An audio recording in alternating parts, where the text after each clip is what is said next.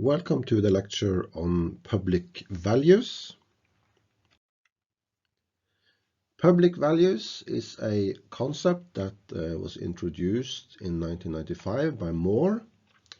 His book was titled Creating Public Value, and it describes how we can assess the outcomes of the public sector.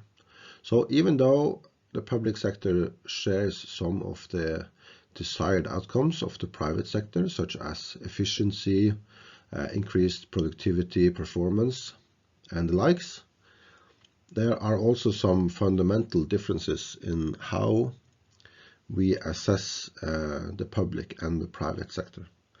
And that's why we have this concept of public values, a framework that is intended to kind of evaluate how we are doing in the public sector. It can be used for administration in general, or it can be used to assess how e-government is performing. And the public values concept has been criticized for being quite ambiguous, a bit comprehensive, and perhaps a bit difficult to get a proper overview of. There are quite a lot of conceptualizations, classifications, and there is really no agreed upon classification. So at the moment it's just it exists a lot of them, and we kind of have to choose one perspective to move on. So some frameworks have a lot of values identified, and others they try to narrow these down, for example, into ideals, which Rose et al. Does.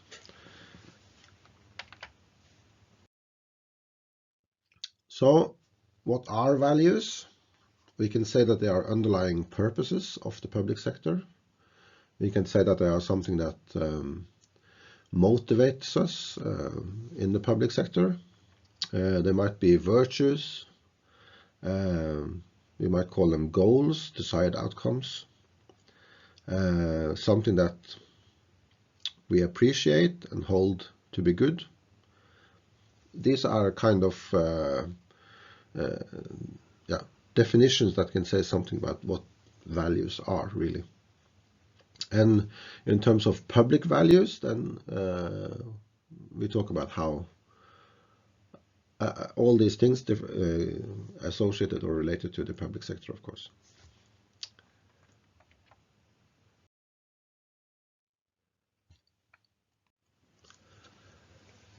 Public values may be context specific, so it means that what we hold as important public values in Norway may not be held as important public values in Nepal or in Germany or in other countries in the world. So there are some differences in terms of values, and we can find some. We can definitely find some similarities in how we assess values, for example, in Scandinavia or in the Nordic countries, or in Europe, or even in Western countries, for example. So there are many similarities also, and we could also find similarities across, for example, Western and the Third World countries and so on. But there might also be some context specific differences, and there could also be some similarities.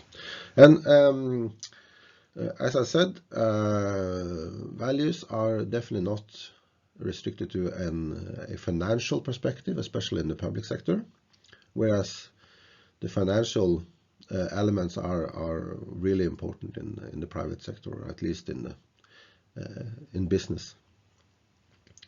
And there also might be some overlapping values. There might also be some challenges in how to categorize these. So some may think that for example, quality or efficiency might be a value that should be categorized in one category, or someone thinks it should be categorized in another. Maybe some think that it's not a value, it's on a higher level, an ideal, for example, which Rose at least partly believes. Accountability, for example, which type of ideal does it belong to, and so on. So there are some confusion here about this, but let's follow Rose and see what he found in his study. He came up with 4 different value ideals. Those are professionalism, efficiency, service, and engagement. So those are the 4 main value ideals upon which he puts other values and categorizes them into these ideals.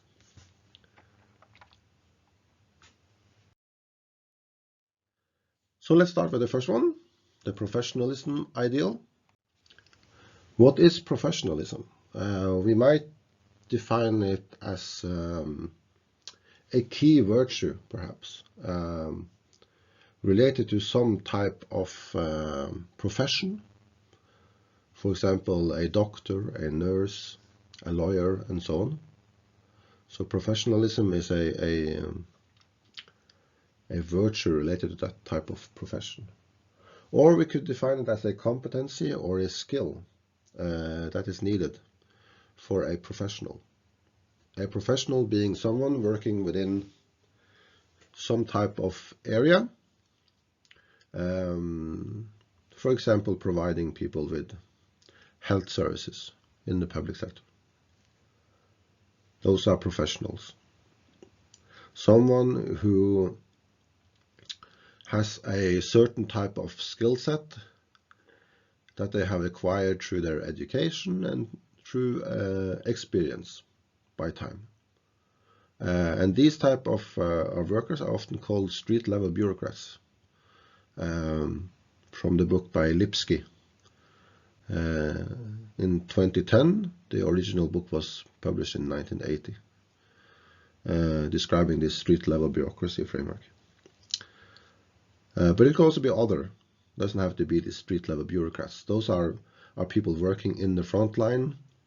That's why they're called street-level, close to the citizen, and usually exercising a lot of professional judgment. That's discretion, which we will talk about a bit later in the course.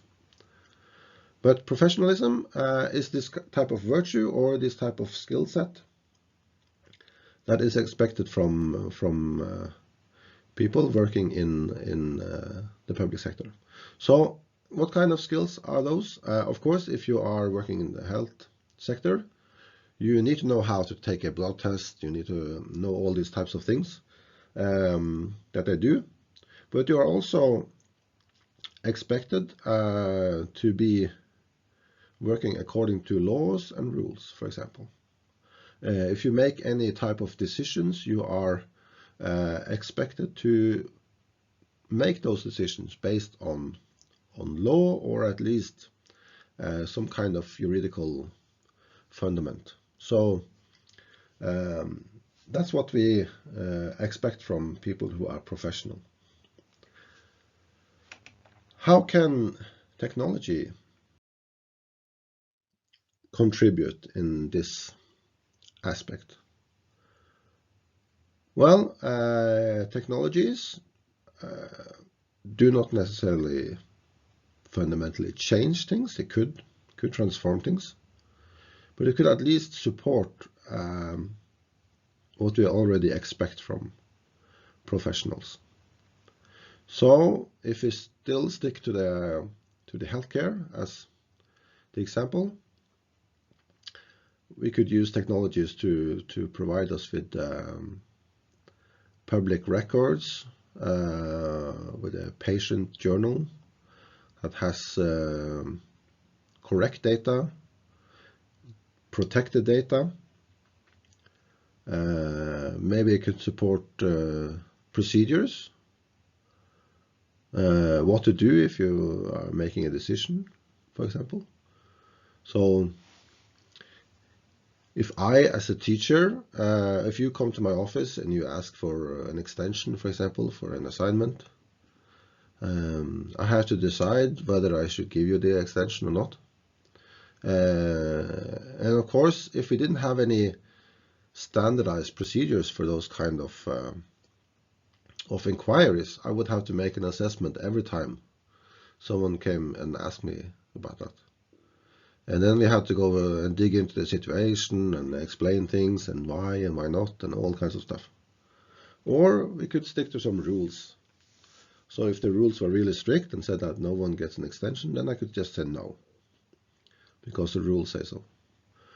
Or the rule could, for example, say that yeah, you should get an extension based on this and this and this. So then I can make the judgment based on those criteria and so on. Technology can help us with this type of procedures, because it can assist us. It can tell me those type of rules. It can also kind of have this decision path, so I can just click me through some kind of wizard, for example, to come to a conclusion. So technology could help us organize the documents, data, and all kinds of stuff. As a support tool, at least for professionals, and we will discuss whether these tools are actually influencing the professionals in the way they do their job, but that's something that we will talk about later in the course. So here are some central professional public values. Some examples. There are more. So, for example, accountability, you can see here, that we can find out that person A is responsible for this action and person B is responsible for this action. And they both did what they did because they were authorized by law number A and B, for example. So then we can know that they are supposed to do this. Perhaps some of the persons did not handle the situation according to the law, and then they can be held responsible for whatever they have done. We expect, for example, that citizens are treated impartially. And there is a study that saw some years ago now that found out, for example, that social workers, they could actually look out the window and they could see if a client asking for monetary benefits were arriving by car or not. And if the person arrived by car, they thought, okay, this person has enough money to handle him or herself, so we will not give the person any money. But if he or she came by foot, maybe in some old clothes, they would give some money because they understood that this person needed help. And technology, they don't make this type of assessments. Either you have the right to get the monetary benefit or either you don't. So whatever the reason why you came in a car, it doesn't matter. And if you speculate, I mean, someone could have borrowed a car, for example. Could be your brother's car or your sister's car, or it could be that it was the car of the employer and so on. So there might be some reasons why people are arriving in cars to public offices and so on. So technology can help us dealing with that kind of situations without making any pre-assessments, and don't make any assessments based on the situations which are not relevant for the situation or the case that we are handling. Okay, the next ideal, according to rows is the efficiency ideal. The efficiency ideal is something that we can relate also to the private sector. So this is important there. The private sector would also be very preoccupied with reducing waste, so that we spend our resources well to the task that we are assigned, and don't do things that we are not supposed to do, or pay for things that we are not supposed to pay for, and that kind of stuff. So important values are value for money, cost reduction, productivity, and performance. Those are the central ones here.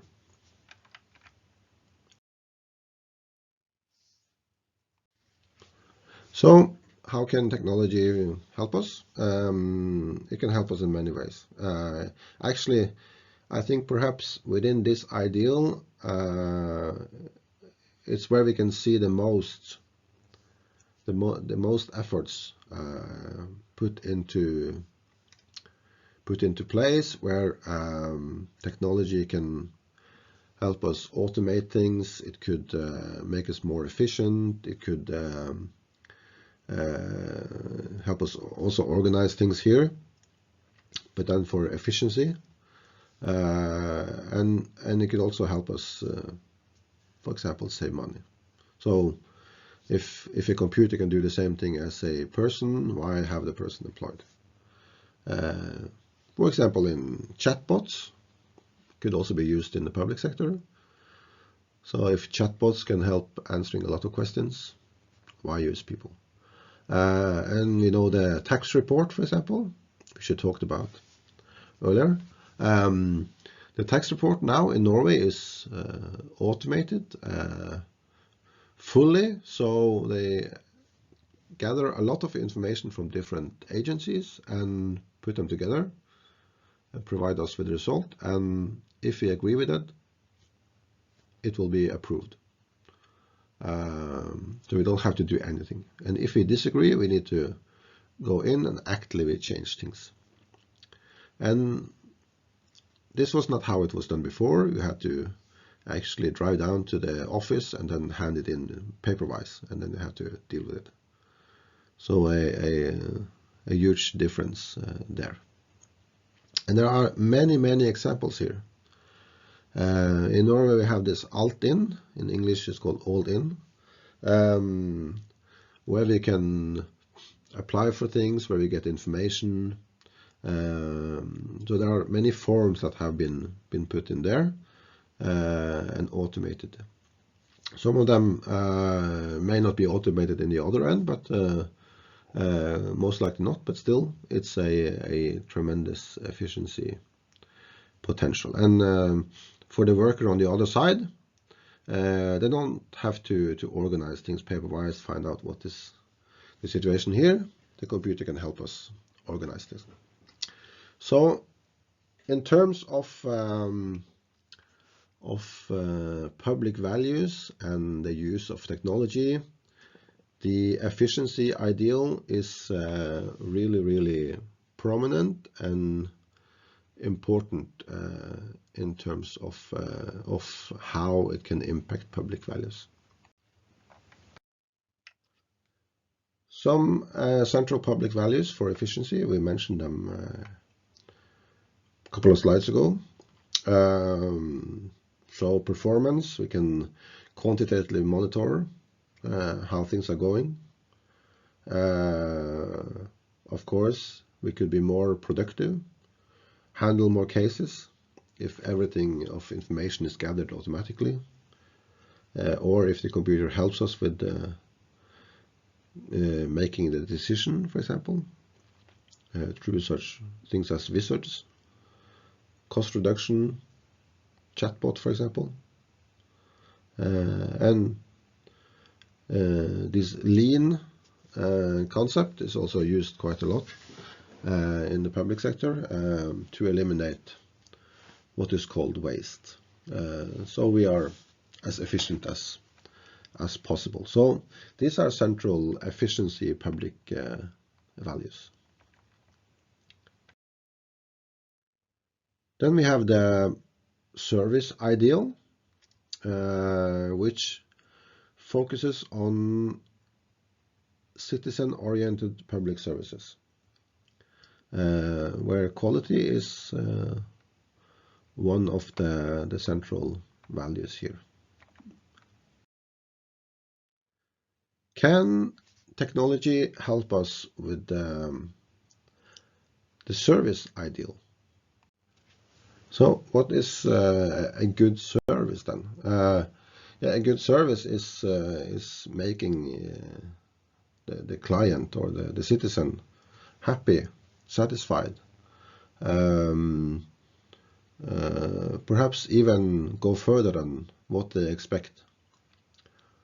That would be a good service, and technology can help us with doing that. So it could actually reduce the response time if you are applying for something. Because of technology, things goes faster. That would be great. We mentioned also Lånekassen, the monetary funding for students in Norway, and it could take weeks many years ago before you got the answer from the Lånekasse and then you got the money. And now it goes much faster because they already have the information they need. And this started because of a political initiative where they wanted Lånekassen to be much more efficient and save many millions. So they had to find a way to do that. Some central public service public values, commitment to the public service interests, and for example the service level. So if you are able to higher the service level and hopefully overfulfill the expectations of citizens, then technology has done a good job in terms of the service public values. And then we have the engagement ideal, according to Rose, which is the final ideal in his taxonomy. So what is the engagement ideal? Well, it refers to values that represent engagement from the public. So hopefully citizens can be engaged and also, for example, be directly engaged in policy development, which would fulfill democratic values.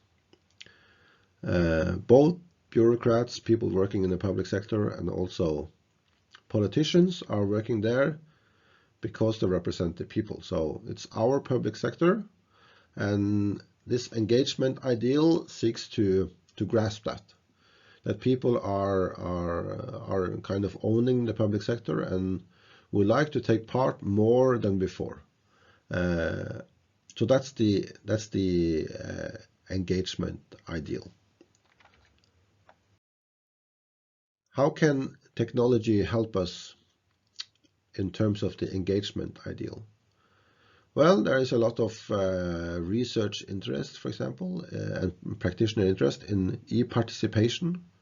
How can citizens be engaged in the public sector, in democracy, through technology?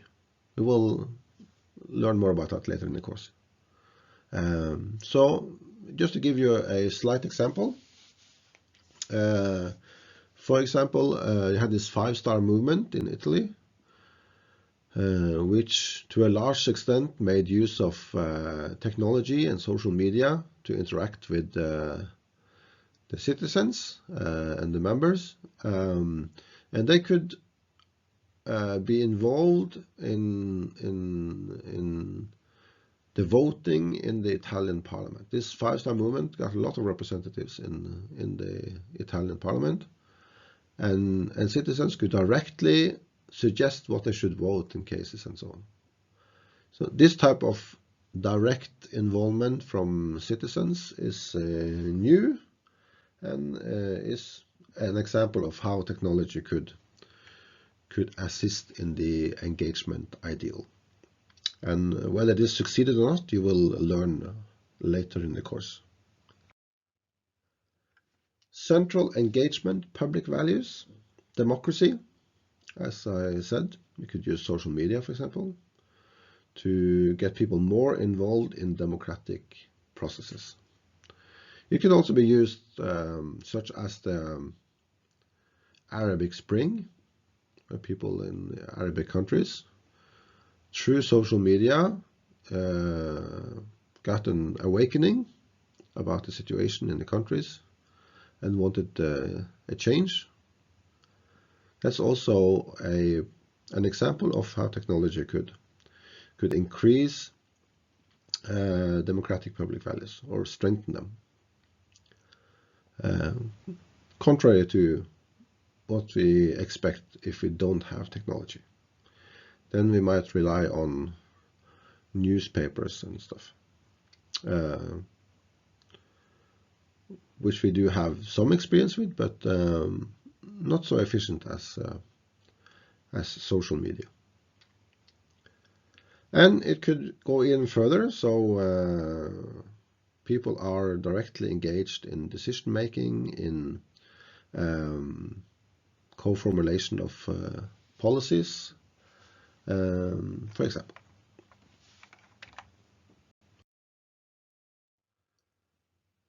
So, as I said earlier, exemplified by the image on the right side here, there are many public values, there are many frameworks, there are ideals and categorizations and meta-level conceptualizations, and then we have these values, but they are also not agreed upon.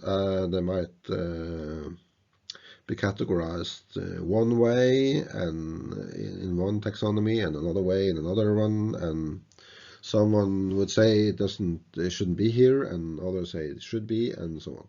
So there's quite a lot of confusion in terms of these public values. But there have been some papers also lately which do categorize public values, and seem to be some kind of agreement about at least these meta levels are kind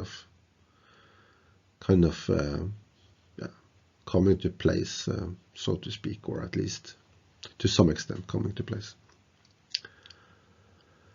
So that's one perspective upon agreement. If we talk about agreement or think about agreement in terms of people working in a public sector agency, we could say that if it was in Norway, so maybe there is a place where everyone is accepting the general or certain public values. So that's at the bottom here. And what happens then? It's kind of business as usual. People follow this. If you are aware of a theory that is called institutional theory, you can find that this is very similar, where you can have these mindless dopes, actually, or people that do conduct actions without thinking or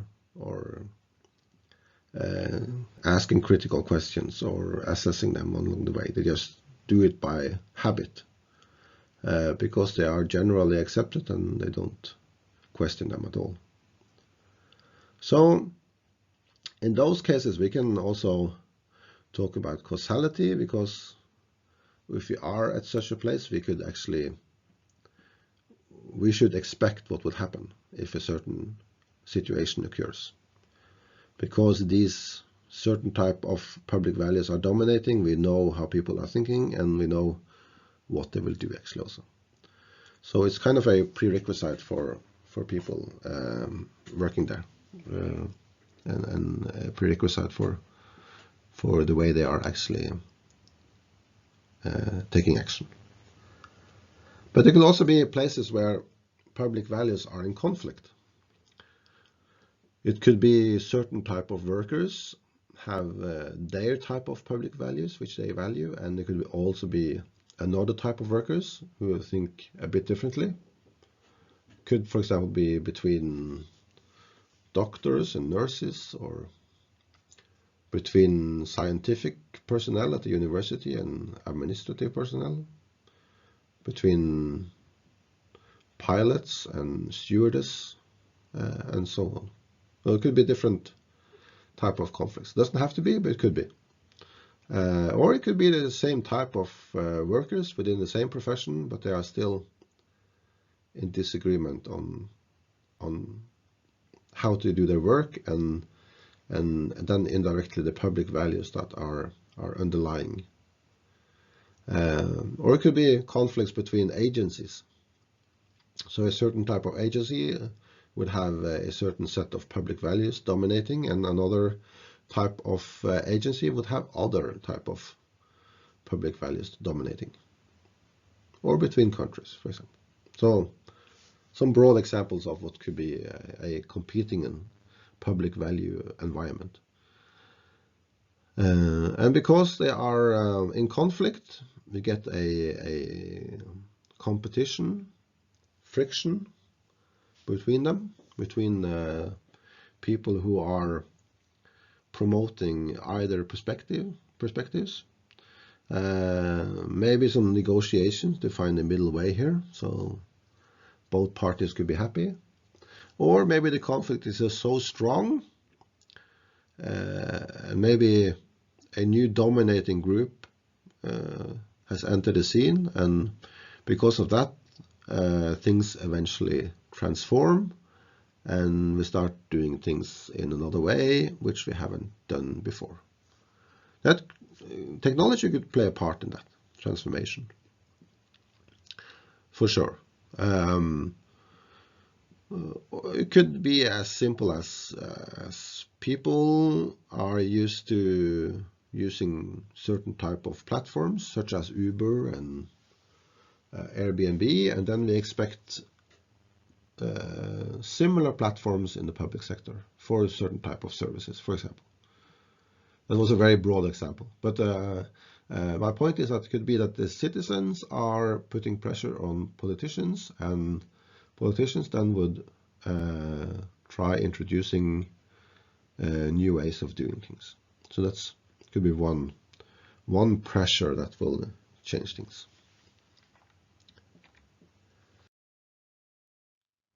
There are many references to this lecture. The curriculum is put into Canvas, and there are references here that you can look up if you like and have a look at. As you can see here, we have Rose and colleagues and the article Managing e-Government, which is the article that we have based this presentation on. And this concludes the digital lecture on public values.